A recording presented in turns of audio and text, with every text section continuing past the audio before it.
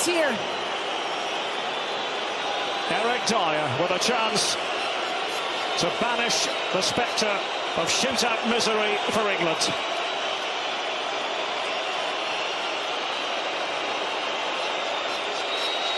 He's ready now, Dyer. Can he make it count? Yes!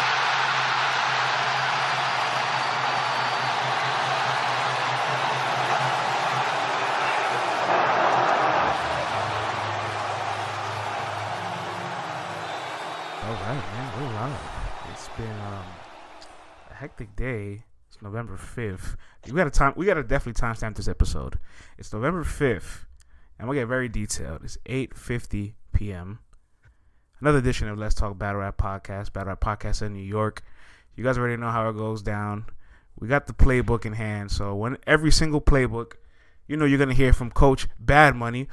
We're gonna call him Good Money for now because he hit on his picks. He was right on some of his picks this weekend. He ain't lose his job yet. I'm doing pretty good over here. Yeah, man. You get to keep your job security. You're doing pretty good. I don't know about Luke Walton, but Right. I'm all right now. Oh man, so I highlighted the timestamp because this has probably been the first time or maybe I can't remember how far back. Maybe Summer Madness 3.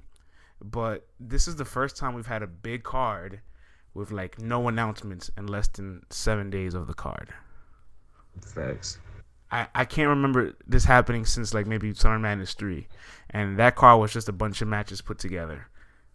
Man, that wasn't even a card that had a trailer. That John just had like a sheet of paper with the matches wrote down. I don't think that card has a flyer. I can't find one.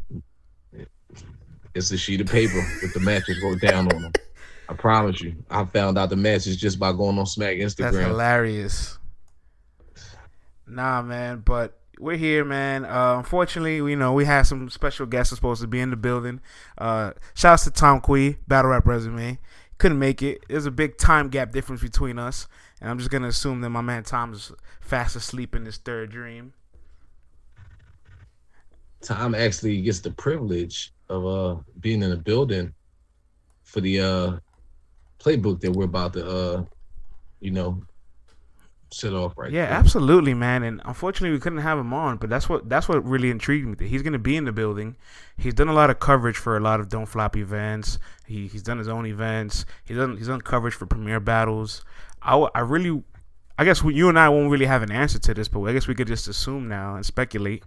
What do we think the London crowd's gonna be like for URL, like at their arrival? Like, are they excited to have this happen?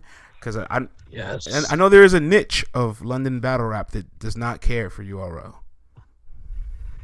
Yeah, you can say that, but I mean, they're gonna draw out the same type of crowd that they draw out, in America. Because I mean, London still loves street battlers. There are hood parts of London. You know what I mean? There are ghettos, in England. Facts. So I'm telling you, like, this event wouldn't be so hyped in London if the fans weren't going to show up, in droves the same way that they show up in America, So I think it's going to be crowded. It's going to be packed, they're going to be there to hear bars, and I think it's going to be a really, really exciting event. Yeah, man, the Steel Yard. It should be dope. I remember when I went to London, I went 4 years ago, so it's been a while, but I loved it out there, man. That country, great atmosphere. Everybody sarcastic. Nothing but good vibes. They love hip-hop out there. They really, really love hip-hop out there. So I do agree that they will get a good reception. But, of course, we have to pose the question because you go to states within our country, and the crowd's completely different. The crowd in Virginia is not the crowd in Vegas. The crowd in Houston is not the crowd in Chicago. When it comes to URL. So you never know. They might be like Houston on steroids out there in London. Yeah, man. I think they'll get a very good reception as well. I would love to set the battle off, the card off, and I want to say I'm very grateful the URL put UK battlers on the card. Like, all I was thinking to myself was when they announced where they were gonna have Summer Madness 8, I said, okay, if they don't put one UK guy on this card, it's just gonna be like a fart in the face. Like we're coming into your country. We're not gonna put anybody in your car. Like Scotty got on a gnome for just the event being in Houston. Facts. So I'm thinking to myself, we gotta get one of these guys on. I was expecting Shocks because he already did a PG out there, but they got Soul and Gemini, and I was pretty ecstatic, man. Definitely, man. I definitely was looking forward to seeing Shots. Glue Easy actually said that he wanted to battle Shots. Yes, Rebel. I would And love that match. Norv also said that when Norv said I believe it was on an episode of Let's Talk Battle Rap podcast with y'all that he said he wants to bench out in London and he wanted to set up Shocks and Glue Easy. I really was hoping that was going to be on the card when I saw the London card period. So. Yeah, I'm sure something must have just fell through because knowing Norbs, he plants those little seeds. He says these things. He points them out. He does his scouting. He builds these relationships with people, and then bam, you get a fire match. You get a great artist, and it's due to his abilities and his networking. And Glue and Shocks is such a great style matchup, but I think we still got blessed with a really good treat in Soul and Gemini. Soul, he wasn't the battler of the year for I guess the UK premier battler, even though for me he was, Koj was, but that regardless, he was in the running, so that means he's having a good year. Clear wins this year.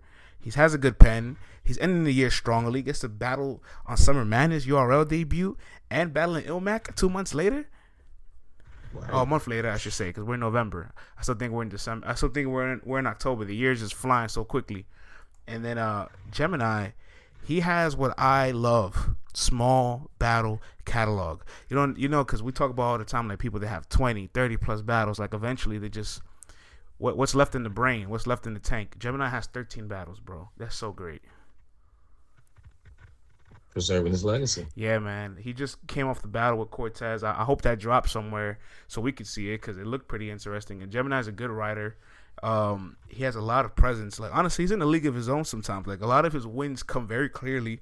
He has a solid resume. Big T, Clips, Dialect, Tox, a whole bunch of the guys. And I'm just thinking to myself, like, all right, he poses a threat for anybody battling him. He knows how to angle to death. He can be witty. He can punch. He can be serious. And presence is something you just can't teach. It's not something you put on a notepad. He knows how to like get the room serious if he needs them to be serious. He knows how to get the room to laugh if he wants them to laugh with them. He knows how to get the room engaged and angry if he needs energy. And that's learning how to channel that kind of energy. It's skillful. That's a fact, man. And then the fact that he's going up against somebody that he's got a very intense grudge match with is going to make for this to be a very, very interesting battle. Yeah, I don't even think I have a horse in the race with this match, honestly. It's just really going to come down to who's the better version of themselves that day, because I think Soul's the better writer. I think Gemini could pose more of a threat with his presence. Who's going to be the best version of themselves that day? Yeah. I think I might be leaning towards Soul with this one. I'm not mad at it. He's having a good year. It's hard to bet against him at this point in time. Right. I like his style, and I like his writing ability. And just I'm interested to see what Gemini is going to say to him, because Gemini's got a good pen as well. And I think this is going to be an aggressive matchup. Yeah. I was wondering, were you kind of thinking to yourself as well, like, okay, if a UK battle rapper is booked on this event, do you want to see like them go against each other or them clash with somebody from like the US? 'Cause I want to see a clash personally. I understand that too, but definitely that's something they definitely should set up, which is why I was looking forward to Shocks versus Blue Easy so much. But they can get away with it at this point in time because they got a grudge match.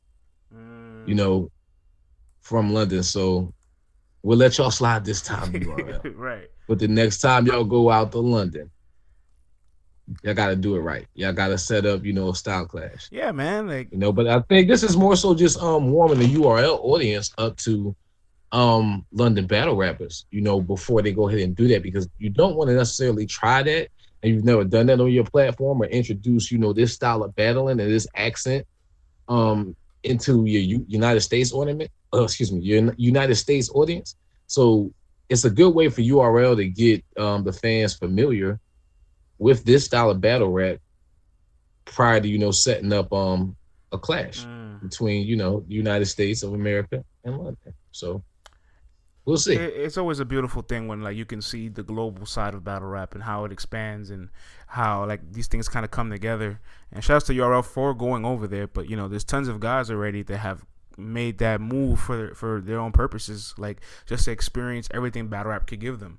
Clips has gone out there, JC, DNA, Arsenal, the list goes on, Math, and I think to myself, it's like, I'm glad URL finally caught up to speed, but the battle rap's been around already and modernized for the last 6-7 years.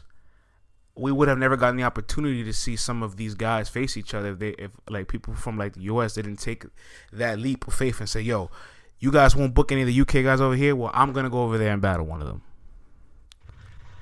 Well, I mean, you don't know that the cool table was the cool table till somebody that is sitting at the cool table. So it might have took for a couple of URL's homies to go over there and let them know, hey, this is something you should do. You should come sit over here. Yeah. And a lot of the matches too. Like I think everybody will click on like those clashes and say to themselves, "Well, I'm expecting a fun battle." Right, but they'd be surprised. There's a lot of them that's been competitive. There's been a lot of them that's been like angry, vicious, and both guys kind of like intense, shoving each other, arguing on the stage. And I'll never forgive London or Don't Flop for headlining DNA and Arsenal and that battle being a classic, because I think all I think to myself is like, how did that slip out of our hands? Like how did we never? Yeah, because it was so unexpected. Like what? DNA versus Arsenal just popped up on the internet fast, like not too long after it happened, and then it turns out to be as good as it was. So conceded on the card too. Like it was crazy, and I just thought to myself, I was like, damn, we let one go. My advice to American battle fans that are looking to get into UK battle rap, which you should do, because UK definitely has a nice battle rap scene. Like I really fuck with UK battle rap. Basically, you just gotta look past the accent. If you can look past the accent the same way you can look past somebody's accent in America that might live in a different city than you. Like LA dudes have different accents. Down south dudes have different accents. Up north dudes have different accents. Midwest dudes have different accents. So it's just a matter of, being able to deal with the accent. I mean, once you get past that and you understand, like, okay, these dudes actually like do exactly what we do, but to a different degree, but they just sound a little bit different. Yeah, man, that was great. That's great advice. Man. That's great advice, because I feel like a lot of guys respect the lyricism, respect the craft, but they have just a little difficulty getting over the barrier of the accent, the environment. But I think overall, like, if you're a true battle rap fan, like you'll find a way to like it not bother you, and you listen to the bars and you say to yourself like, yo, these are some talented bad motherfuckers out here, man. Like what? This country's over here killing. This country over here is killing. This country over here got spitters. What? And then you just think to yourself like, how did all this happen? Right. I mean, I'll give you an example of a UK versus America style clash that to me was a classic, but the audio ruined it. When Shotty Horror came to UW and Battle Daylight. Like that battle is incredible, but UW's audio is just so distorted and messed up. Like you can't hear it clearly. But Shotty was kicking some shit, and so was Daylight. Yeah, man. But definitely, not to go too far off subject or whatever, Yeah, but just give UK battle rap a chance, American fans. Yeah. You definitely are going to like it. Yeah, absolutely, man. I guess we all just stay in the theme of things, because I guess you and I know it all, right, for the most part, where it's like, okay, we've been following where these guys have taken control of their careers and they've gone to other countries and they've traveled and exposed their brand worldwide. But now it's the opportunity for, like, a Tay-Rock to do so, a Rum Nitty to do so, even though Rum Nitty's battle on Don't Flop, a Geechee Gotti to do so, and it's dope, man. Like earlier this year, you remember, like Jims, A Ward. A lot of those guys were traveling. Like these guys went to Cortez. They went to Australia. They went to London. And Disaster's talking about traveling. Everybody was talking about going to other places to battle. Nestle battled in Africa. Like this was at the beginning of end of 2017, beginning of 2018. All I remember was this battlers talking about like experiencing new places because of battle rap. Facts. And I'm like, yo, it's a beautiful thing, and I'm happy everybody gets a chance to really digest that. Definitely, man. I'm just happy that Smack is finally touching the UK, and this card is finally getting underway, and we're gonna see because we've been anticipating since. What event did they announce that Summer Madness was gonna be in the UK at? Was that known? That was a gnome. All right, well, like I said, I'm going with Soul in the Soul versus Gemini battle. You said you don't really have a horse in the race, so you're not going to pick. Yeah, I don't think I have a pick on that. I might have to really come back to it and digest a little more because we're really fresh off the announcement too. Definitely, the announcement just got made probably like maybe 45 minutes ago, and this is why we're struggling trying to get our boy Tom on the phone. Do this, dealing with the time difference, and get Program V, who never missed a playbook. He had to miss this one. Francis also missed the playbook. I think I have missed the playbook. It's just been wild. I think I missed one. You did, yeah, you did. You missed the Motown Philly playbook. Yeah. No. I missed the strike playbook. I missed that one. No, you're right. You're right. It was a strike playbook. I'm glad you brought that up. Let's put in context real quick to everybody listening. I want you guys to just remember one thing. Again, like I said earlier, we're recording timestamp. It's the 5th. It was 8:50 when we started this, and we didn't get an announcement till like 8, maybe 8 o'clock. 8:30. Yeah, like 8:30. Right? I was gonna say 8 o'clock, but that's being generous. So at 8:30, we get an announcement. We're thinking to ourselves, like, what are we doing tonight? Like, are we gonna record this card? Like, we only have half the card. We're missing maybe 3-4 battles. By the way, Holodon and John is still in the air. We don't know if it's confirmed or not. We'll talk about that at some point. But it was a difficult task at hand for us to kind of like get together, put our brains together for this. But we say, you know what? We're still gonna make it happen. Fresh off of the announcements, it's gonna be organic as possible. And that's right. We are organized over here. We kind of line things up for when we're going to do things. URL TV, world's most respected. We decided last week that we were going to record the playbook for this today. But they got to run their business however they got to run their business. But we did, plan this in advance. We did not have like 45% of the card until about 30 minutes before we started. So in other words, you're saying in J Black voice, sloppy, dusty.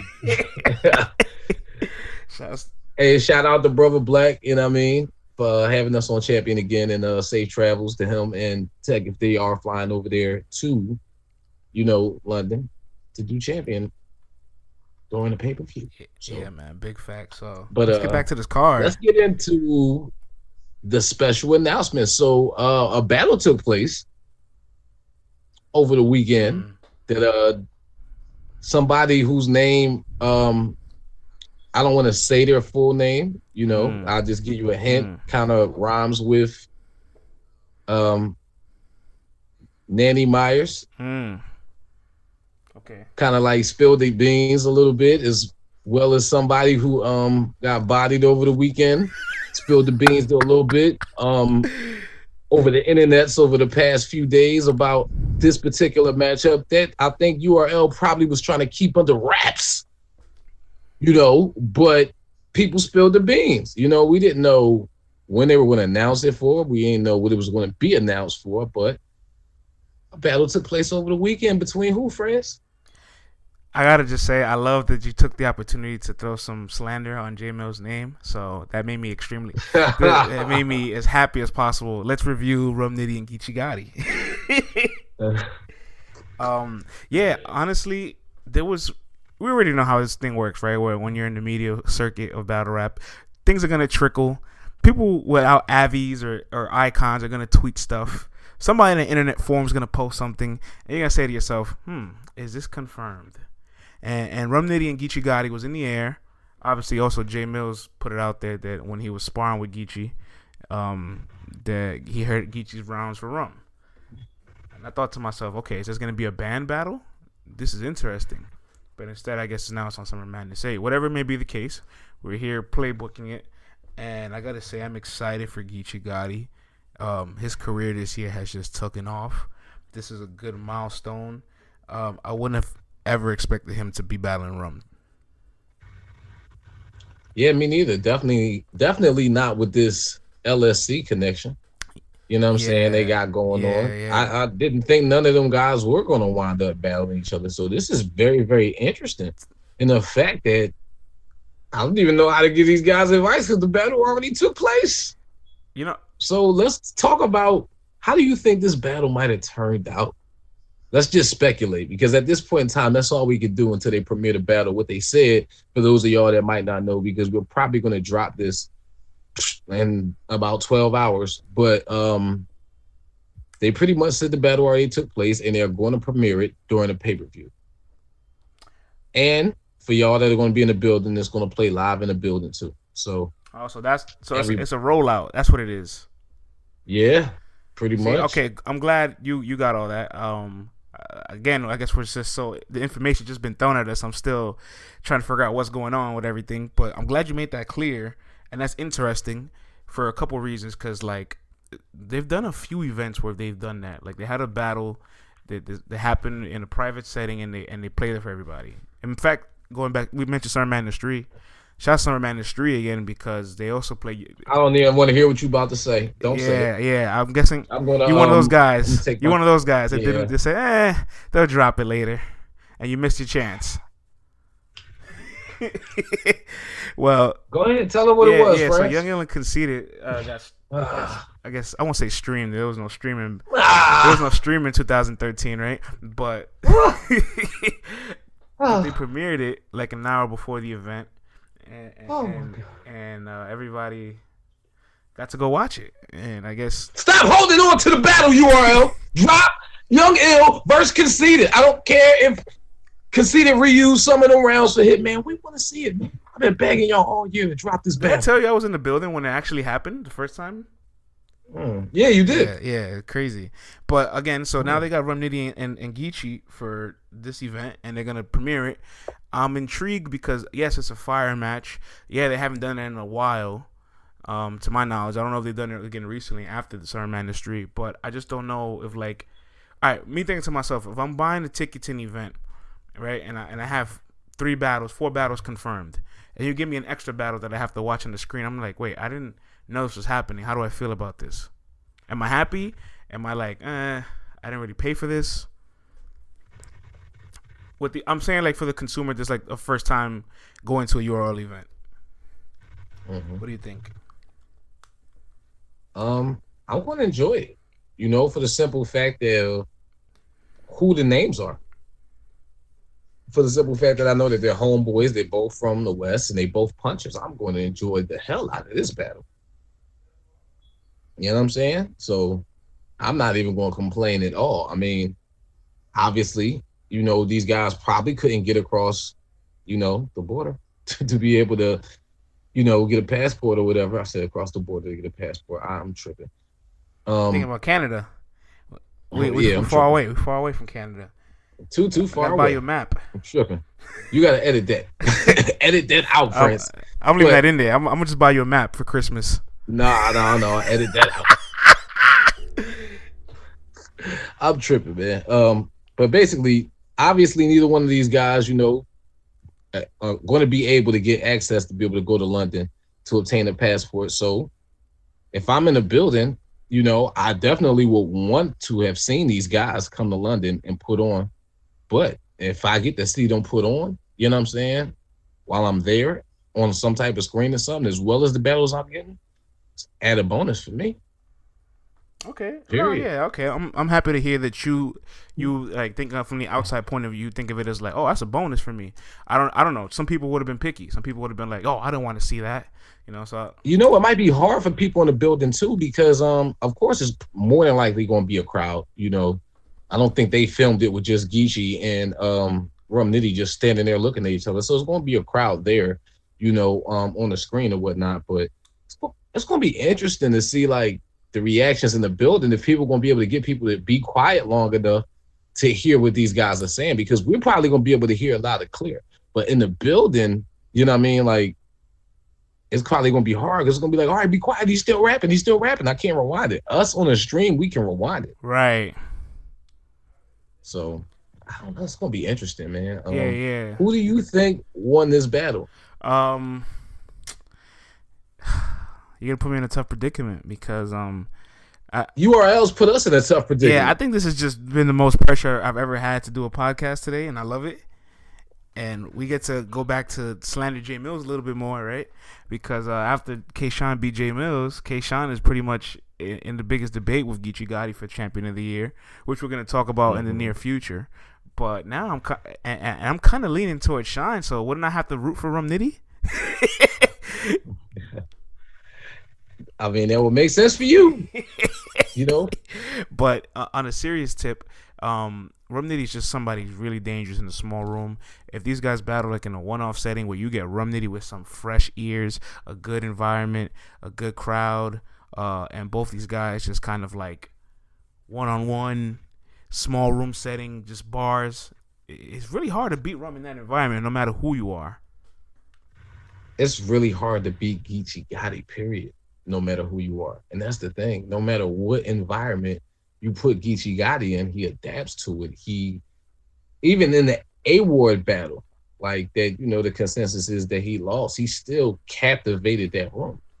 You understand what I'm saying? So, I mean, you can't take nothing away from Geechee. I'm thinking that Geechee went in there, and I'm thinking that this might have been a close battle, but thinking Geechee walked up out of the smoke clear as the victor. Interesting. I'm not mad at that. I definitely could see that happening. I think going into the battle, you would think Rum Nitty has a little more pressure to perform well because Rum Nitty headlined 2 events this year. Had a loss to John in the midst of preparing for Surf, and unfortunately, with Surf, he got the bad end of the stick where Surf's choke overshadowed Rum Nitty's great performance. Him and Briz got the last straw of the night, right? Last battle, late night, no AC in the venue, so you know they got a bad crowd. Or I won't say a bad crowd, but they didn't get a crowd for their style that they need to be electrified as performers. So I think Rum Nitty's thinking to himself like, yo, I'm having a year that like it looks good on paper and it doesn't execute well. This is my time to execute well. That's a fact. And Geechee Gotti's having a year that we didn't expect. I'm getting to the point that I honestly believe that who Geechee Gotti was in January is not who he is now in November. In terms of like stature, in terms of skill, lyricism, and more importantly, popularity. Like I remember A Ward told us on the show, him and Geechee was booked way months in advance before the JC battle.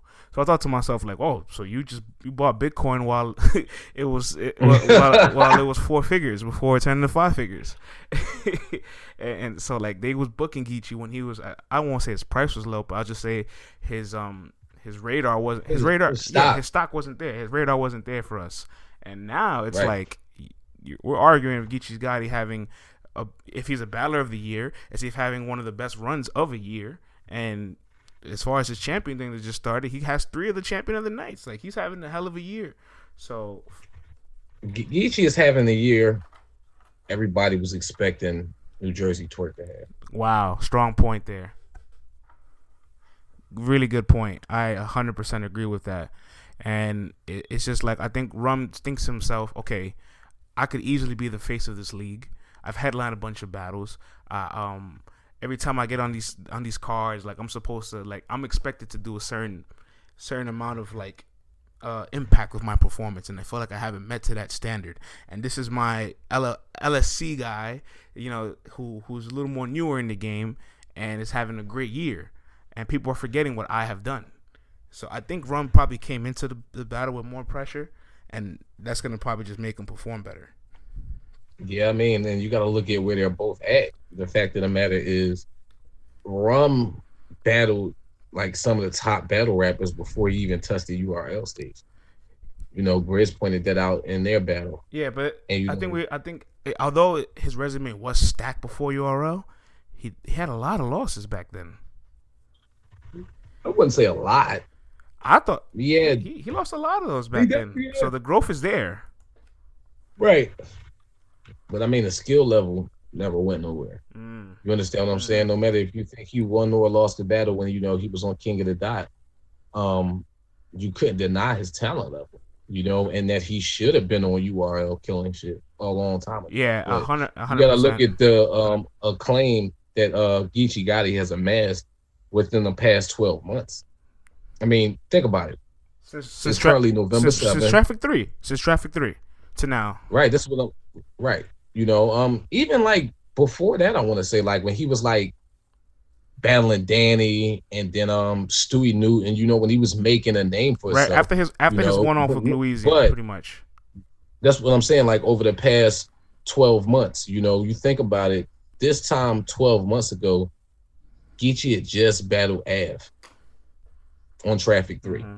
You understand what I'm saying? And to look at the way his career has skyrocketed from then till now, it's just amazing. So, I'm not going to go against Geechee Gotti walking out of that room the victor. Yeah, so I'm going to stick with my prediction, and I'm going to predict that Geechee Gotti won that battle. I'm 100%. Actually did really I'm 100% okay with everything you just said. Geechee Gotti is definitely somebody very, very difficult to go against. He's had about 8 battles this year, and other than that A-Ward battle, which is his only lost, and the one rounder he lost against Diesel, he's having a great year, and it's hard to go against him. So I mean, people can say what they want about that A-Ward battle. I mean, I still like Geechee's material in that damn battle. I don't care.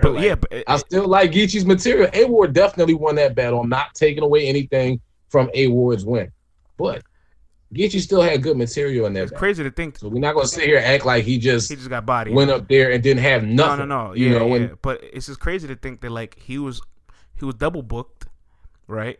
So imagine he had got A-Ward fresher, like not being double booked or right. Not juggling other things at the same time. Like maybe get a different outcome. But regardless, A-Ward wins the battle, and Geechee makes up for it the week after by becoming the 3rd champion of the night. So like he almost found a way to eliminate the loss. Right. But I'm excited to see that battle too. We got a couple battles left on the card announced, and then we have the main event that we still don't know is confirmed. Briefly, just to touch on the main event, since we can't really talk too much details of it. Prayers out to John, man, and truthfully hope everything's all right. Sometimes it just gets far beyond past battle rap. I seen Holodon tweeted today. I think you put it in the Slack, right? Hollow's tweet. Yeah, it was actually yesterday. I saw it. Yeah, let me see if I pull that up, and if I can find it anywhere. But Hollow tweeted out like for everybody like just to keep a prayer for John. Like this is like far beyond past battle rap. We'll all get an update. Here it goes. I really said a prayer for John the Don. That dude's really going through a lot of stuff in life and battle rap. I wish him no harm outside of that, and he's still not the victim in the situation the girl is, but we can pray he gets better. Update on the battle this Tuesday. See, this is the type of pressure URL has us under.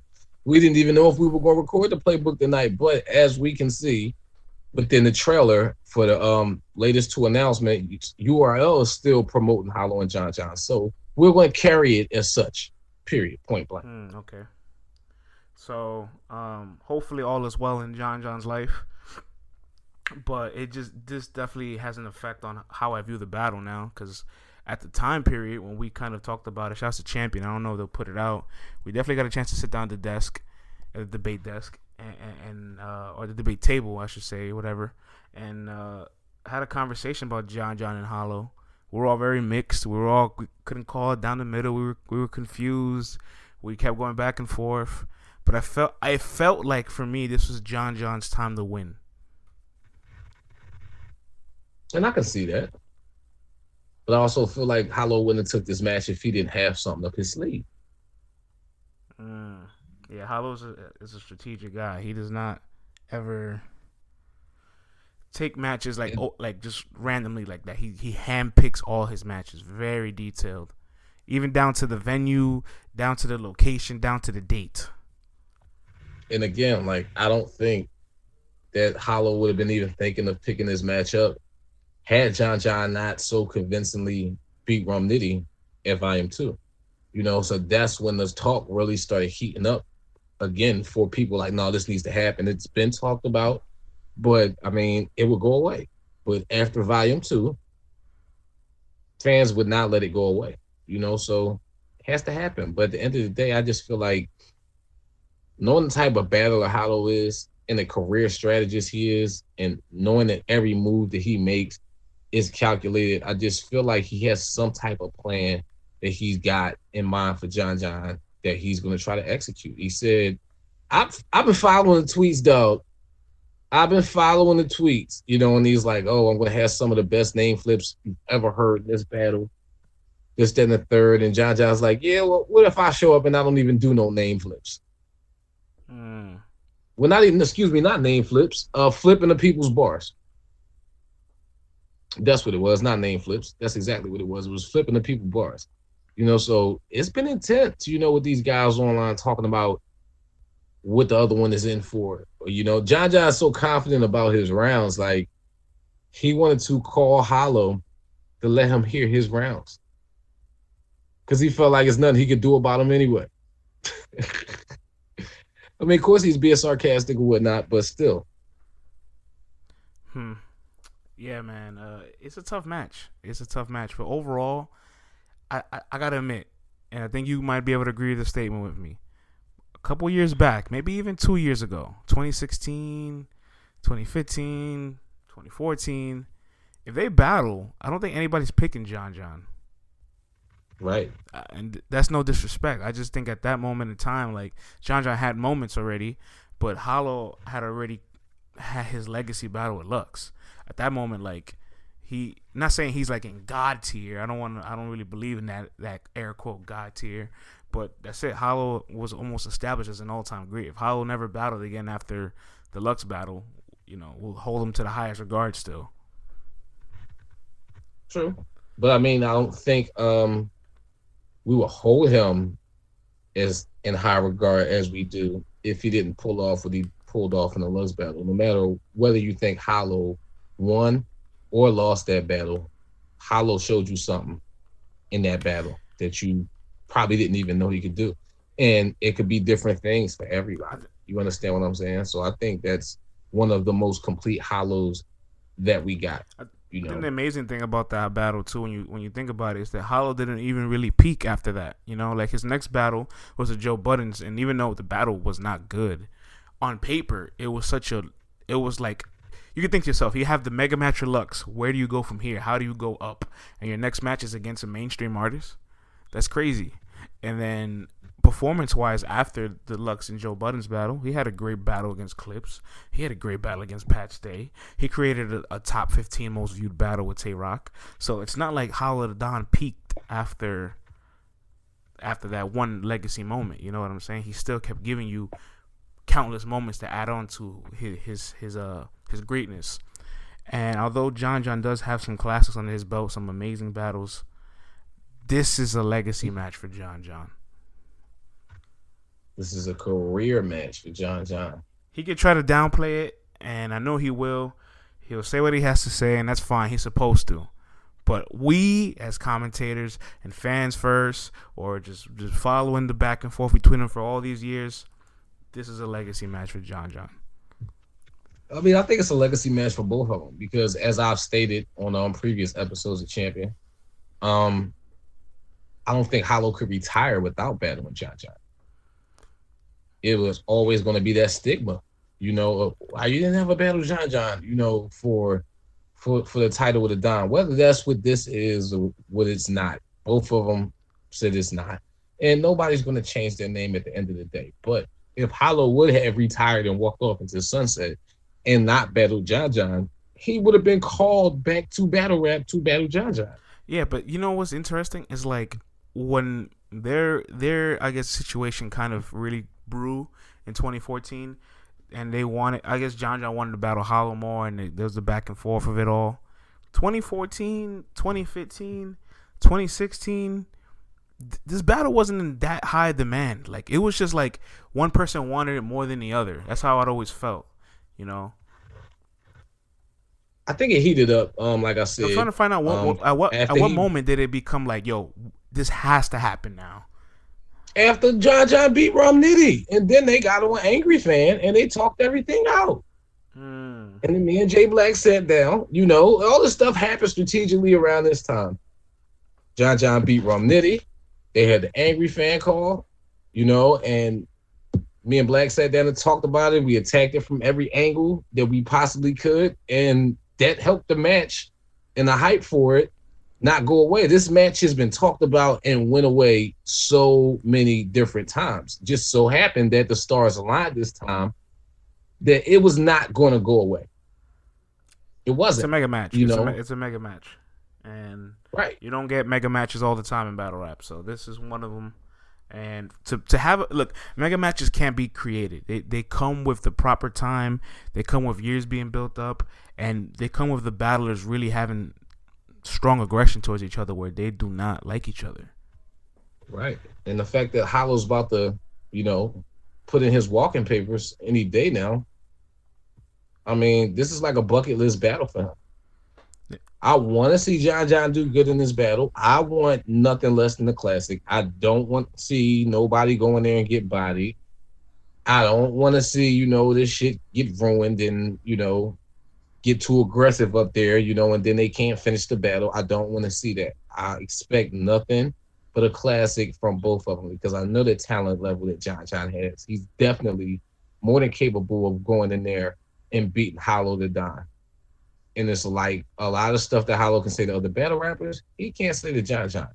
And you got to be a fool to think that Hollow's not going to use this new angle at John. Let me ask you this. Shout out to Tim. We had a debate on the Slack a while back, and I don't remember your input, so that's why I want to ask you your question on this, or your take. I told Tim, if Hollow battled John the same night on Volume 2, which is, by the way, the only card they've both ever been together at the same time. That's crazy, right? I never even thought about that. Yeah, that's the only card they've ever both done together. It's crazy. That is kind of crazy. But if Hollow and John battled Volume 2, material-wise, John would have won. He disagrees with me. But No, that is false. This is what I say. Hold on. This is what I say. John had the better overall battle. Hollow had the best round out of both of them. I mean, your thoughts? It's not Hollow's fault that John had the better overall battle because John's opponent was fighting back. I mean, Hollow came in there to play. I mean, come on, man. You can't even put those performances necessarily, well, their opponent's performances, you know, up as like the measuring rod as to, you know, who did better. Because, I mean, everything lies in, you know, the performance of the opponent. When you speaking of, you know, what you're saying, more so like Hollow had the better round, but John had the better battle. But John had the better battle because Rum Nitty was being competitive. Arsenal wasn't being as competitive as he could have been for a Hollow to Don rematch. You understand what I'm saying? So I don't know. I mean, that's something I definitely would want to sit down and do. Like as far as like us, you know, lining the material up and sitting back and watching everything and deciding it. It is interesting, man. The one thing I wonder the most is like, when is John gonna stop being an underdog? He was an underdog against Rum Nitty, because obviously Rum was coming off the Iron Battle. He's an underdog against Big K, his RB debut. You know, his last match too, underdog against Chilla. Just underdog against Reed. He's underdog against Chilla in his own league. The underdog against Reed, return. Underdog against Tay-Rock. There's a lot of matches where like they're big matches for him. I mean, to be honest, I don't know if he should be angry at the underdog aspect of his career, because when you was he the underdog versus Big K? I don't think. Yeah, he was. I think that was pretty much even going in. Well, I mean, like, at the end of the day, it's Big K's building more than John. That was John's debut, so. Yeah, but I don't think he was the underdog. I mean, that's when Big K was like, you know. That was the beginning of Big K's fall. He was on his way to Slim K. Yeah. At that point in time. But he didn't fall off the cliff yet, but he was on the ledge already. Right. Going back to John being an underdog, I don't think he could really be mad at it, just because when you think about his biggest battle of all time of his career against Hitman, it came from Hitman giving him a shot. And what he did is I'm an underdog that can rumble with you guys. And that's pretty much the story of his career. Yeah, that's true. But it's time for him to step out of that, that shadow, and break that stigma as to I'm the underdog, but I can hang with you guys. And he's proven on more than 1-2 occasions that he's a top dog. It's just more so the consistency. As far as the big opponents. I'm not saying that John isn't consistent, but with big opponents, he's got to be more consistent. And this is one of those matches, that's going to, put that to the test. I think John. How consistent. I think John is underrated as an angler and overrated as a puncher. That doesn't mean he can't punch. I just think people give him more credit as a puncher than as opposed to being a strategist, which I think he's more of. He knows how to close out battles. He knows how to win battles. And more importantly, he knows how to adapt into environments. He doesn't freestyle like Hollow, but he knows how to adapt while things are happening and transpiring.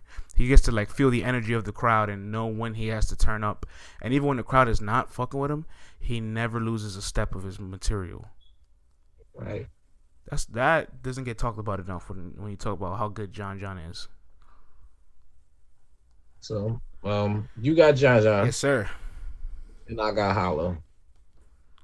That's where, and at the end of the day, that's if it happens. So we gave you guys this hypothetical just to put it out there, and if it doesn't, we apologize. But hopes and prayers, and everybody just stay positive, because sometimes things are bigger than battle rap.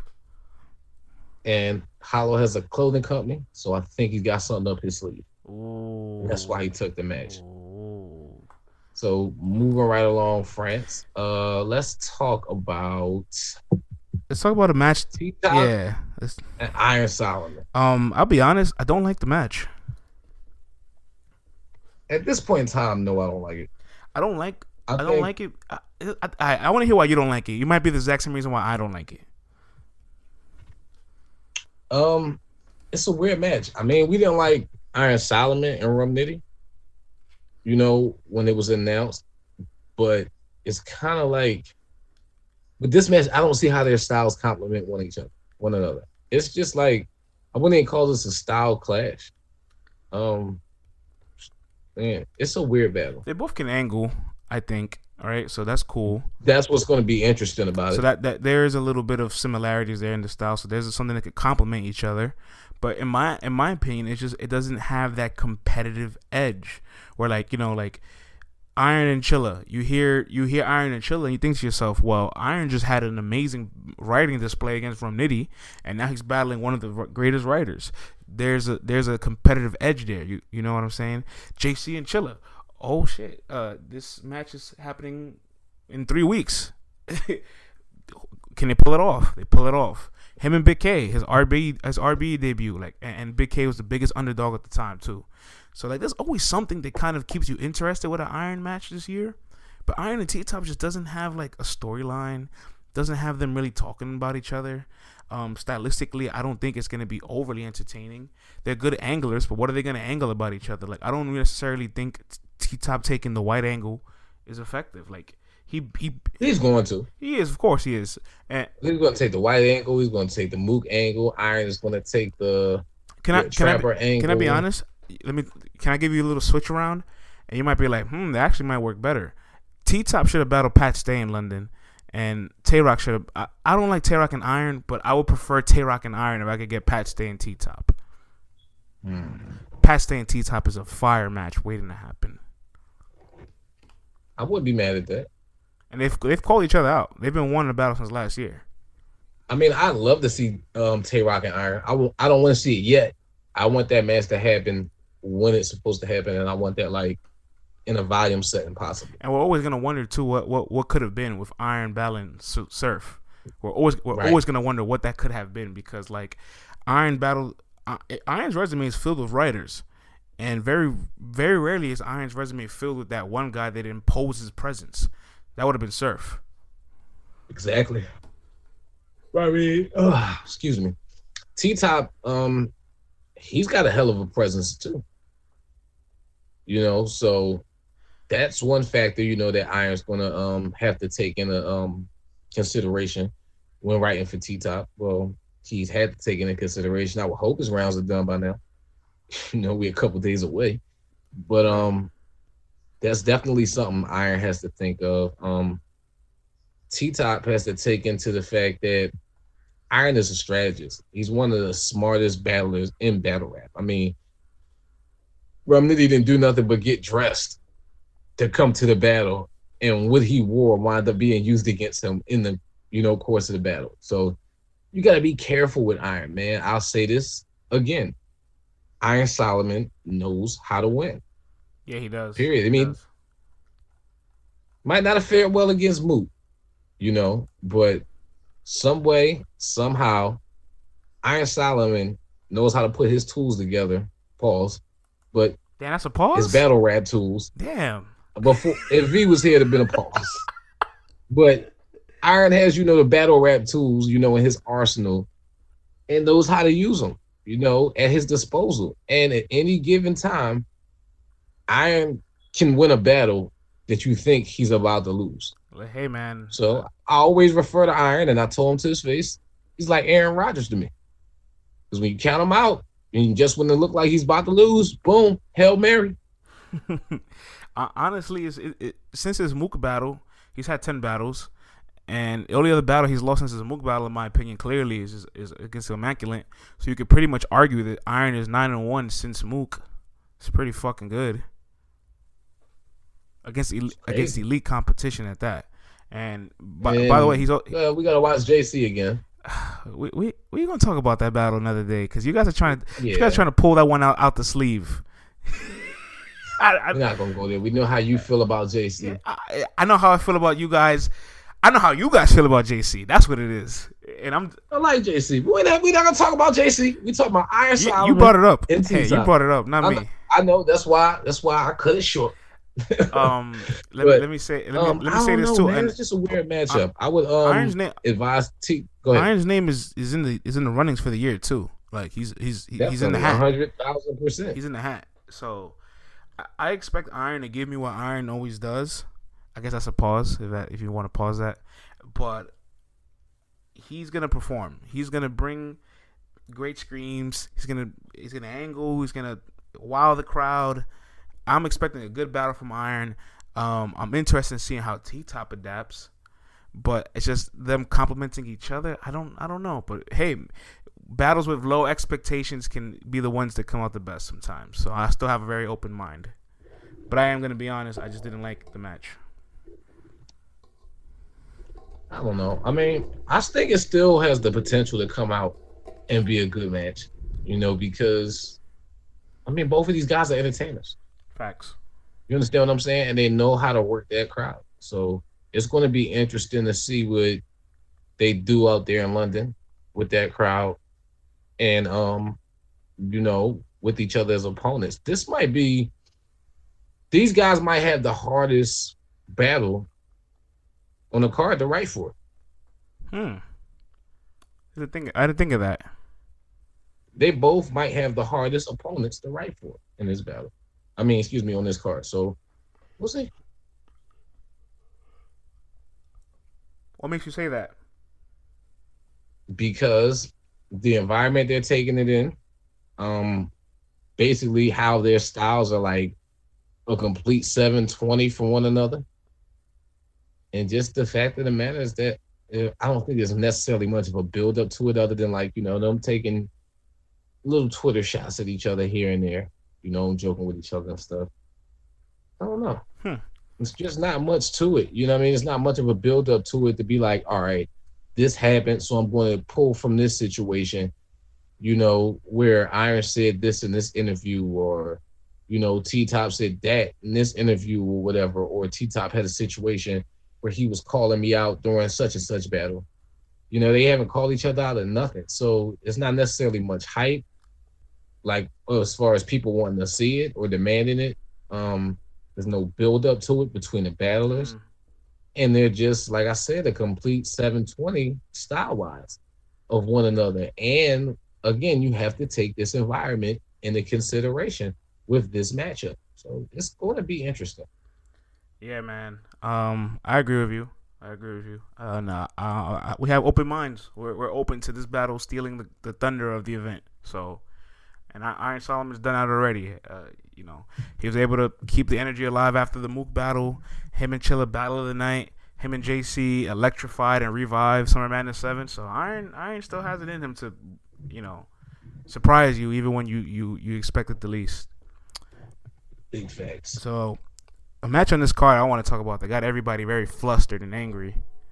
I don't know if it got you angry, and if it did, feel more than free to vent. But Arsenal the Rebel against New Jersey Twerk. All right.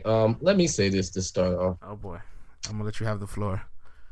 There are people on Twitter, bloggers. When you are given information,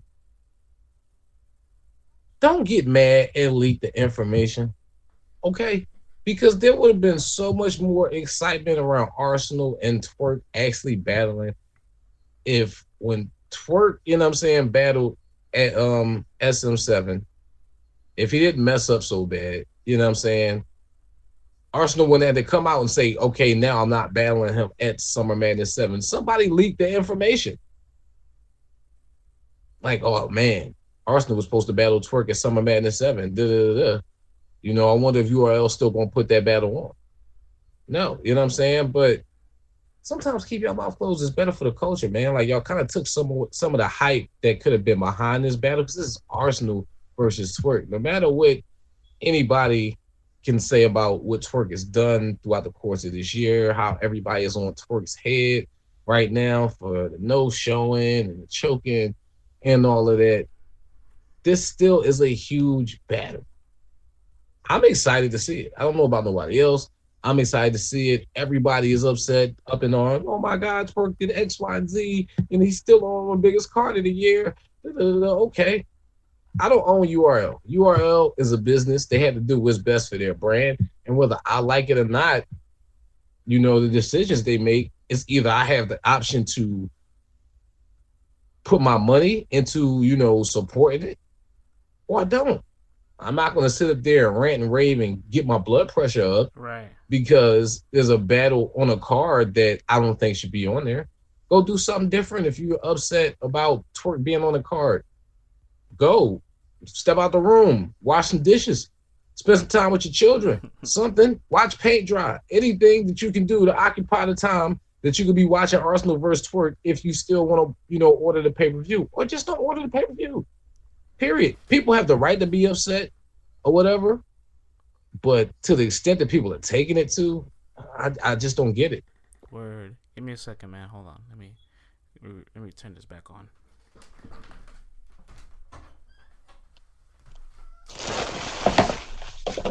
Some shit out the way. Relax my arm.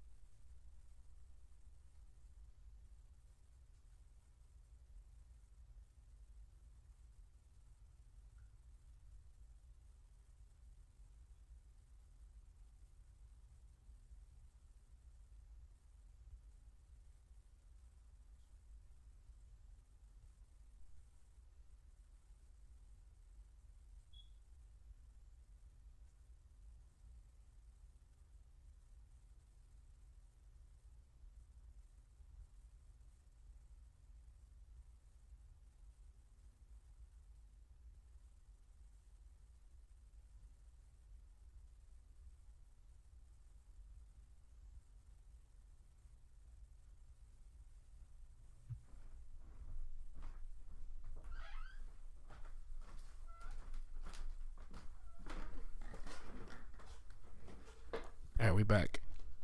We locked and loaded now. Yep. Yeah, I'm here. All right. Technical difficulties, but we back. So, Twerk and Arsenal, regardless of how people feel, still a good match. I have some stats for the match that I want to talk about. Break them down. We talked about it earlier in our Slack, and I was analyzing Twerk's year because he had a battle this past Sunday. Unfortunately, he no-showed it, and I've gone to see Twerk when he battles at some of these smaller leagues, right? The energy is there, kind of. He looks a little more nonchalant. And I remember the first time he kind of double booked himself was against It's against Krills, and the week after he had JC. And I talked to him, and I was like, yo, how you feel about your match with JC next week? He's like, yo, I know what I got to do. And I was like, all right, cool. At that moment in time, it sounded like he knew how to balance his life. And it just seemed like this year, it got a little out of control. Like he just couldn't balance it anymore. Like his brand, his name just got so popular so quick that anybody could just call him up, book him, and before you know it, like you have Twerk on the card, and then it packs out the venue of your league. And he gave a lot of efforts where he choked, didn't show, decent performances, but then he shows up for the ones that really matter to him. Like the Verb battle, he has a moment. The Suge battle, he has a moment. The chess battle, he has a moment. So it is interesting to see who he is when he flips the switch, as opposed to who he is when he doesn't want to flip the switch, or when he's not motivated. And before 2018, like at the end of 2017, Twerk had a total of 21 battles. This year alone, he's already had 17 battles that's occurred. That's not including any of the no-shows or cancellations. And then whatever he's booked for. And whatever he's booked for after this, he's booked for 3 more matches after this. So let's say that's 20 if all 3 matches happen, Arsenal and the other 2 battles he's booked for. If you count those 3 matches, which will make the 17 into 20, and whatever he's canceled in no-show, let's just say mix it into 24, right? He would have had 24 battles in 1 year, as opposed to having 21 battles his entire catalog over 5 years. Thanks. That is crazy. Think he's spreading himself too thin? Yeah. Talk about tarnishing your legacy. I'll just say, with your career as a battle rapper, you just gotta more so be strategic and calculated. Because your name is your name, Marlo Stanfield. Facts. We had this same discussion with Jay Black, and everybody all knows pretty much all you have is your reputation. You know what I'm saying, in this world. So guard it with your life, and just make the best decisions possible for you. You're a man, you gotta feed your family. Understand that. And the vets have been going on the road and taking bags and stuff like that. But only thing I can say is don't put too much on your plate at once. I look forward I can't tell a man how to feed his family, and get to a bag. But just don't put too much on your plate at once. You know what I mean? Don't have your eyes be bigger than your stomach. I look forward to see who he becomes in 2019. Yeah, because Twerk is still a young dude. What is he, like 23? He's 24, I think, and yeah, he's young. But battle rap is also very finical to the point where it's like, you recall, everybody was angry that Twerk and Arsenal was announced. 2 days later, Twerk and Suge drops. 2 more days later, they premiered Twerk and Chess drops. And the energy's not kept the same. So exactly, it doesn't take much to win them back over. People will find a way to gloss over it. You have cosigns. Celebrities love Twerk. Kyrie Irving follows Twerk. James Harden, Chris Brown, Drake. He's electrifying. So I think he's going to finally stop and realize, who I can be when I am 100% motivated is who I have to tap into. Right. I mean, there's people that was not even at band, which you were there. I was there. But it was people that were not even at band. Like, oh my God, Twerk choke versus Chess body Twerk. And you're entitled to feel however you feel about that battle, who you think won. But people out here spreading false narratives that wasn't even there. This is how popular this dude's name is. Any news attached to this dude in battle rap is big news. Yeah, well, at this point, he really can't, beggars can't be choosers in a sense where it's like, at this moment, when he stumbles, people are going to automatically be like, oh my God. And now he's become one of those if battle rappers. The ones that you say, if he's prepared, he's in that box now. Like, Clips became the if battle rapper. Clean Paper became an if battle rapper. Be Magic at one point ended up being an if battle rapper. So, but I mean, Arsenal, his opponent, Is also, an if battle. wind up being the if battle rapper. Yeah, you're right. You understand what I'm You're saying? absolutely right. So And he was also on the road snatching banks. once you get on that stigma, it's hard to shake it off. Only thing shakes it off is consistent performances, and the only way Twerk is gonna keep getting consistent performances or whatever is taking the matches he wants. When you think about his year on paper, which is URL, not any other league, God, he was damn near on schedule on paper. He was supposed to be the champion of the year. Mr. Wavy, That's what I'm saying. Each is having a year that everybody thought Twerk was going to have. Mr. Wavy, overwhelming favorite in his hometown. He gets Aver finally, after all the talks. He gets Danny Myers and Cali. He gets Shotgun Suge. He gets DNA, Chess, and now he's getting Arsenal. Man, the rollout was amazing. The rollout for Twerk this year was amazing, man. He got the red carpet treatment. Now, well, you know what I'm saying? We could all admit that Twerk's ceiling is way higher than Arsenal's because I think Arsenal's peaked a long time ago, and we know what to expect from Arsenal. And you know what? Honestly, although Arsenal is a legend in the game, and we respect him for everything he's done, I think it gets underrated a little bit that he left the game on a little losing streak, right? Yeah. I mean, you could say that. There's a lot of people who say he beat Lux too. Yeah, I'll give him that. So at least you could say he beat Lux. But before the Lux battle, I had him losing to Iron. I had him losing to Chilla. I had him losing to QB. I had him losing to Briz. I had him losing to Tay Rock. And that's all in a row. Wow. And he lost to Hollow. So yeah, I mean, he was on a little bit of a decline. So you don't know what's really left in the window of Arsenal, but as far as consistency, tapping into his value, being used to the London stage and London setting and area, I would have to go with Arsenal over Twerk, even though Twerk has a way higher ceiling. I mean, that's not even why I would go with Arsenal. Well, I would go Arsenal for the simple fact that this is for Jersey. You feel me? Like, this is for Jersey. Like, Arsenal's not coming the fuck around, like, in this battle. Like, Twerk's walking around talking about he's the king of Jersey. And this battle is for, the king of Jersey. He's been saying he's the king of Jersey, F Arsenal, F Sir, F all of them, when he was battling Suge when they were at the face-off. I'm the king of Jersey. Everybody except O-Red, I'm cool with O-Red, this, that, and the third. No, I don't think, like, Arsenal is not going to take that lightly, period. I don't think he can go up there and necessarily match Twerk's skill level as far as like rapping, but Arsenal's also a smart dude too. The same way Twerk is a smart dude. That is a big. You understand fact. what I'm saying? That is a big. That's a big fact. So he can use his intelligence, up there on that stage, to go with Twerk's creativity and his intelligence, and just more so his veteranism and his knowledge of the sport, the game, and the environment they're in, and control this battle.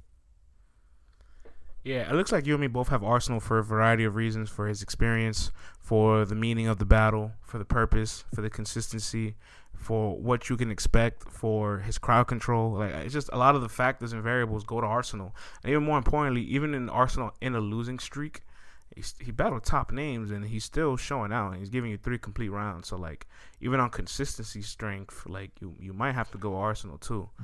So, I don't know. I mean, both of them are kind of flaky when it comes to consistency. So, I mean, I don't know. Man. Twerk can very well walk in there and win this battle. He absolutely, possesses all the attributes that he needs to beat Arsenal. But it's about, will you? You got to back up all that shit you've been talking. And it's interesting because Arsenal wanted Twerk. Yeah. Definitely. I'm not even saying like all the shit he's been talking more so to Arsenal, but all this I'm the king of New Jersey talk. Because Arsenal say he never battled nobody from Jersey. So this is probably pissing him off that he's got to battle somebody from Jersey. And I don't think they would be battling if Twerk was not walking around, this year saying, I'm the king of Jersey. I'm the king of Jersey. You know what I mean? I have a question. Why do we always leave off the iron the not iron the Oh, red. Arsenal and Sirius Oh, Jones battle? Like they're both from Jersey and they battle. Was it because well, it true. because it was on that league that and we just kind of like throw out every battle from that event. It's because no matter how good he is, we forget about Sirius Jones's battles. He gets underrated when you talk about Jersey always too, and he's a pioneer. So like, he's everybody in Jersey. Like that's why I never understood the King of Jersey argument because I feel like they all have a different attribute that they all bring. Like I think Red is the most lyrical out of everybody. Surf is the biggest star. Sugar's the most improved. Twerk is the up and comer. Jones is the pioneer. Arsenal is the overall successful catalog. Like on paper, he has the most accolades. You know, so when you think of Jersey, is like everybody kind of has their own success, their own lane. Like they all are Hall of Famers in their own way. Except Right. Twerk. Twerk is too young, but everybody else, they all have like their statue respected in battle rap. So I don't see the King of Jersey thing where I feel like everybody does something different. The one thing they all do And in that's why I do feel in common is they all choked in battle. So they like. Well, I mean, that's why I feel like Arsenal is not going to play. He's not going to play at all. You know, the disrespect is coming.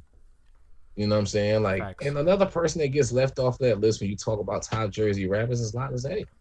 yeah, I'd like to see Lila Zay like make a strong comeback. I don't care. He threw the towel in against Danger Zone. Lila Zay is fire. I Period. concur. Point blank. I absolutely But concur. definitely like I want to see this battle get aggressive, like Suge and Twerk got aggressive, you know, and I want to see these guys go up there and try to rip each other's heads off. Well, Period. Because that's what. this is what interests me when Twerk says like a certain match has motivated him or a certain match has clicked for him, like he wants it. Very often, those are the ones he does well in. And he said, And he probably respects Arsenal the same way he respected JC. So I don't think Twerk is coming in there to bullshit either. yeah. So you can know. you can hopefully expect something good out of Twerk, but I'm still rolling with Arsenal on this one.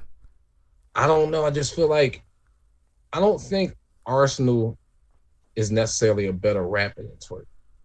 Wait, But as a lyricist or a rapper? Like what are we talking here? Because I think he definitely is. okay, he's a better rapper. I'll say as a lyricist. Okay. He's not a better lyricist than Twerk as far as like writing, but he's calculated and he's smart. And what Arsenal's plan of attack should be in this battle is to go in there and outsmart Twerk. Oh, you're gonna say this, you're gonna connect that word, this, that, and the third.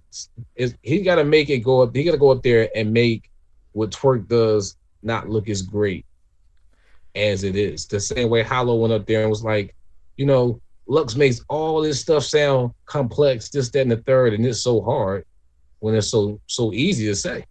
You know, now that you say that and your playbook, it gave me a funny flash. I thought to myself just now, what if Arsenal like thinks about all the things Twerk is gonna say to him, and he counter writes, but he kind of attacks Twerk in the way Twerk will set up a bar. Like we'll probably talk about Arsenal.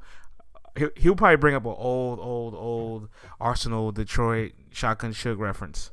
What if like Arsenal takes it but like makes it into a Twerk like bar where it's like one line aggression with cadence and performance, like you know what I'm saying? Like he takes a little snippet of Twerk style for the counter writing aspect.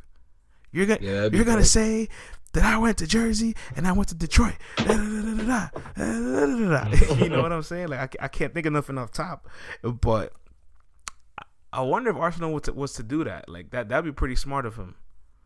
Because then if like Twerk does have any of those in his rounds, you nullify it. I mean, Arsenal had to see something to be like, yo, give me that young boy. These vets are very calculated. When they say they want you, run. Okay? You take a vet, you know, when they, you know, have been going back and forth with you and stuff like that. But when a vet calls a league and says, give me this person, you run. You know what I'm saying? And in this instance, I think Arsenal has something up his sleeve for Twerk. So I'm going to go with Arsenal in this battle. Would not be surprised if Twerk wins. You know, I'm going to go with Arsenal in the edge. You know what I mean? in a great battle. I think this is going to be battle of the night because this is going to be a dog fight. Yeah, facts. I could buy that battle of the night, and it's the last match on the card, man. The co-main event, which might bump up to the main event if the main event doesn't happen. Tay Rock and Pat Stay. Another match we talked about over at Champion at the debate desk, and I'm intrigued by the style clash. I'm happy to see Pat Stay finally making his debut. I wasn't pleased to hear Tay Rock wants to kind of switch things up this time around. I would prefer Tay Rock to be Tay Rock. Trying to do anything related to what Pat Stay does is just only going to blow up. What's your thoughts? I think he's saying like he got to switch a couple things up more so to adapt to the London crowd because he knows like, all right, there's certain slang that they use over there that can mean different things. And, you know, excuse me, my American fans, y'all might not understand some of the slang I'm about to use, but my London fans are going to get it. And I need to adapt, you know, to their demographic and cater to them in order to beat this opponent. So he might not necessarily be changing his style all the way up. He could just be more so letting us know, like, I'm going to adapt to some things. And you're going to be wondering why the heck I said this word, but the crowd was going crazy, you know, or I referenced this and the crowd was going crazy or whatever. So I don't know. We really got to see what he meant by that because I would hope he would not like stray from his gun bars and decide, oh, guns not that big in London. I'm going to use all knife bars, you know. And I hope he's not saying like he's got to change his style up to go in there and joke with Pat. Because Tay Rock definitely is like, he can be funny. But as funny as Pat? I don't think so. Nah, but he can be funny. I mean, but I don't think he can go in there and be funny as Pat. Yeah. That's what I'm saying. I hope that's not like what he means by that. Yeah, Pat already's got his Tay Rock feet is wet out there really too. funny. Like he told Arsenal like, hate on Smack because against Hitman he didn't win. Did y'all ever play that game for the iPhone called Arsenal's Revenge? Did you know the boss you had to beat was Hitman at the end? Then where were the bitches? Where were they, nigga? They're invisible. Like, he can be funny. It's like certain little things that, you know what I mean, Tay Rock does that are hilarious, you know what I mean? But I don't think he can go in there and try to out-comedy Pat. No, and I don't think Pat is going to go in there with the ambition to necessarily just joke Tay Rock to death. Like, we're going to see Pat go in there and be incredible, I think. You know, just as well as I think we're going to see Rock go in there and be incredible. Right.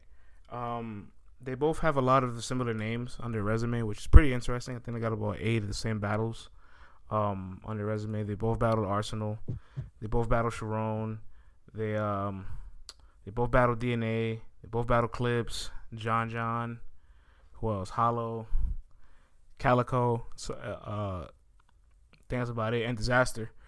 So it's interesting to see how they fared well with all of these matches and these styles. So like down the line, you can see a Tay Rock and Pat Stay colliding. It's not too far fetched, but I do think Pat Stay overall has just faced more of a variety of opponents that will prepare him for like a Tay Rock, whereas Tay Rock has not had that much variety in his catalog pool that would really prepare him for a Pat Stay, especially in London.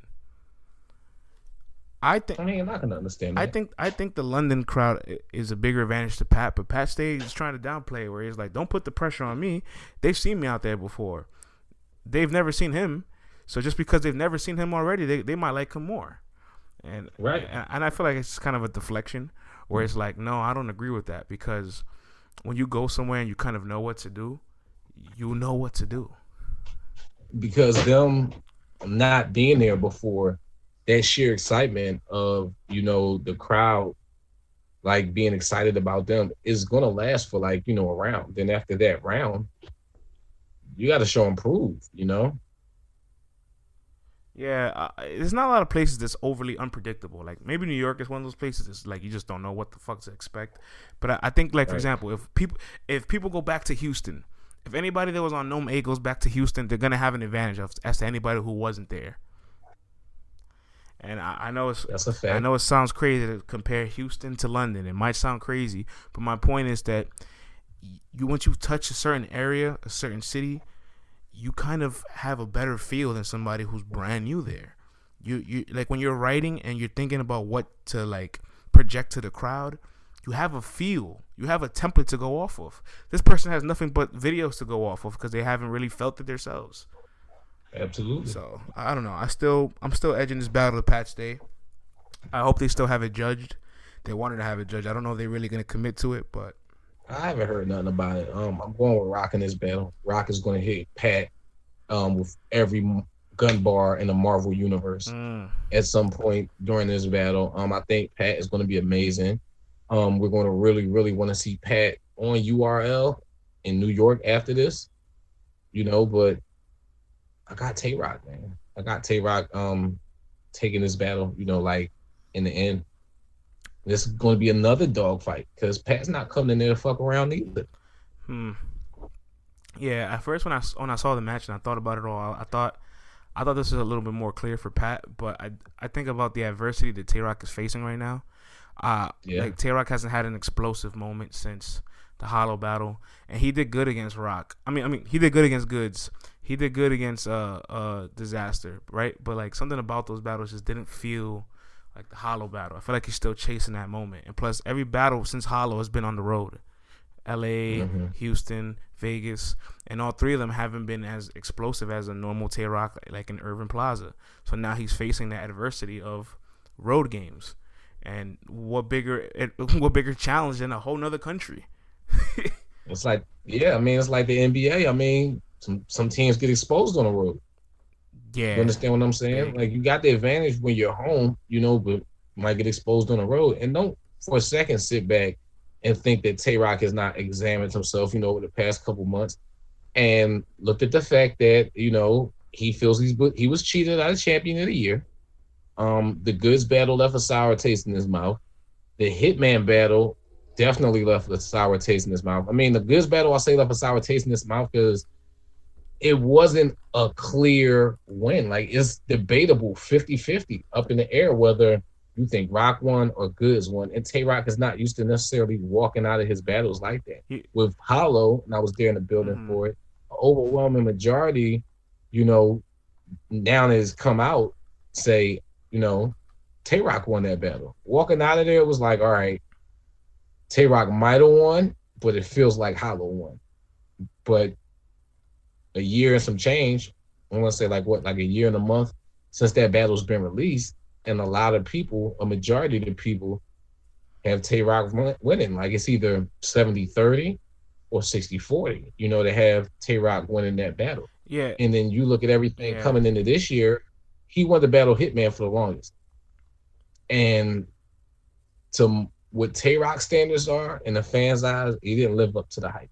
They didn't say he was bad at all, but they said he wasn't Tay-Rock. You understand what I'm saying? Not for no Tay-Rock Hitman battle, So don't sit back and think that Rock hasn't examined these things and not been prepping for, this whole London experience, especially like when the battle got pushed back, when the event got pushed back, about how many months? Like 2 months? Because it was supposed to happen in September. Yeah, so 2 months. I don't see Rock coming out of this battle losing. He could very well lose this battle if he's not smart and if he's not calculated. He just got to know. He got to bring a variety of things to Pat. Don't just try to gun bar him to death, knife him to death. You got to bring a variety of things to Pat. You got to joke, you got to real talk him because Pat's going to real talk him too. Pat is infamous, for his real talk rounds too. Yeah, and it's funny you mentioned like the Goods battle, how he walked away from that match not feeling as dominant as he normally does. It's because he finally lost the second round clearly. He hadn't lost a second round since the DNA battle, and that was in 2014. So his streak of second rounds for a long time.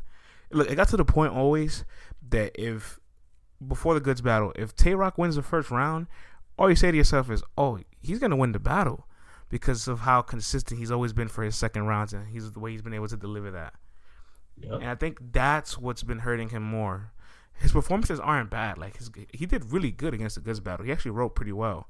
The Hitman battle, you go back and watch, and you're like, yo, if they just had a crowd with better energy, this battle would have came out a little better. Or they had one earlier, or maybe been, who knows, right? It's not as bad as it looks always. And I think it's just because the second round Thunder's gone. It makes you like feel like the mystique of Tay-Rock is gone. And you're right, he does feel slighted about not being champion of the year. So I do look forward to him adapting. I do look forward to him rising from the adversity, proving that he's great. I mean, he already is great, but also like showing it in this display where it's like, okay, crazy style clash, new country, big name, top competitor, gives me matchup problems for the way his style forms. Can neutralize lyricism, and we just seen Pat Stay battle two lyrical ass dudes, and he just neutralized both of them. Yep. So I still have Danny winning that battle, but I get what you're saying. Yeah. But I look forward to it, rightfully so, being the co-main event for this card. Great match. London's in for a treat with that one. Definitely, 100%. Got the Gun Bar King going out to London, turn into the Knife Bar King real quick and doing this thing. And I got Pat also going in there and doing this thing and catering to that crowd. But Brock is going to be victorious in this battle.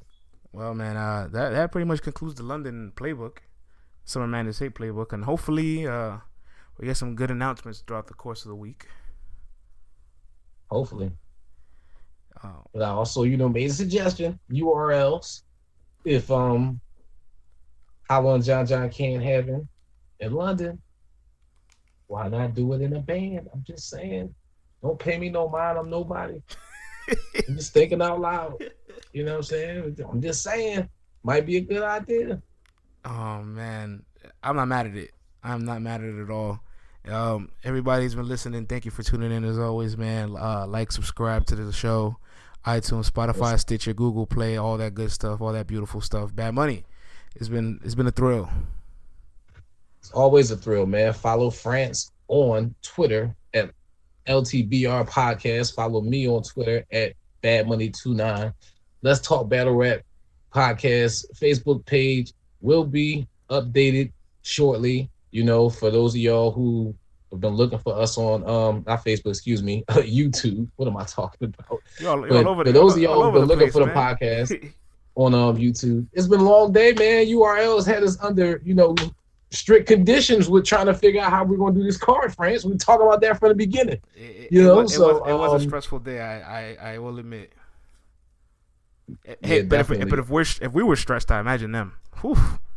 Man, I can only imagine. So shout out to everybody, the URL stash. Facts. Shout out to Nord. Shout out to Beasley, Smack, JB, who's been on Let's Talk Battle Rap Podcast. But as I was saying, the YouTube page will be up to date with all the episodes soon, and I'll be blogging again, soon. But I am still Let's Talk Battle Rap Podcast to the fullest. Yes, sir. 100,000%.